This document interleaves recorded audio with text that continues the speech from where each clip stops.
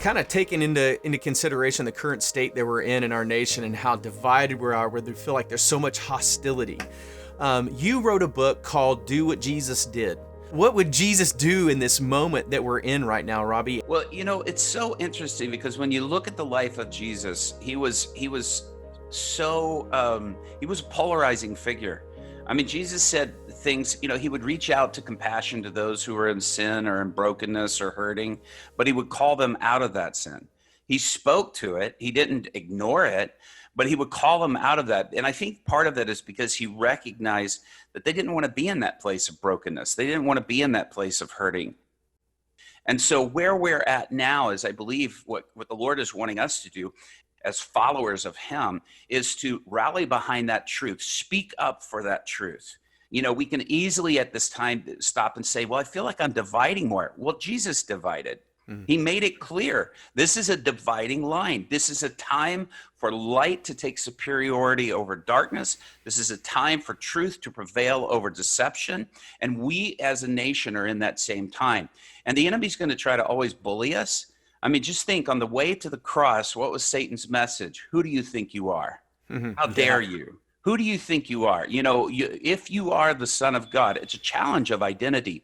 Are we going to fight for those who are in brokenness and those who are hurting? The enemy will come and he will bring you a distraction, to try to derail, to make you think that you're really fighting for justice, when actually all you're doing is propping up a cause that will give away your freedom.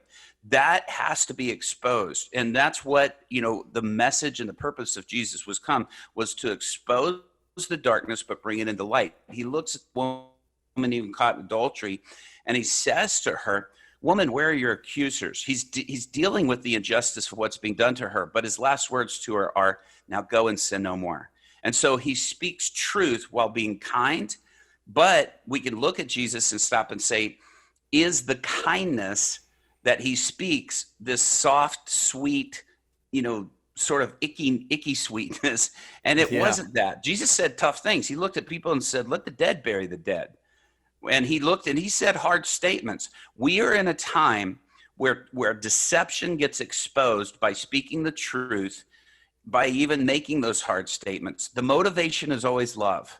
The motivation is to see, because we love this nation. We love what God has called this nation to be. We love the purpose, because really it's not about us as a people. It is about God and his purpose for this nation.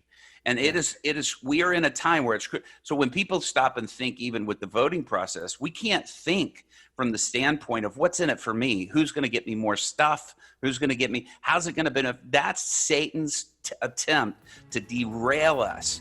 What we have to think is what is going to be most honoring of God and the life that God gives to humanity and the truth that God came to fight and to die for. And Jesus came to speak the truth and to die on the cross to bring us into a relationship with him. But that had to bring about a tearing down of deception and breaking the barriers. That's what this is all about, where we are. And that's what Jesus would encourage us to do right now. Speak the truth, motivated by love, but be truthful and be direct in that truth.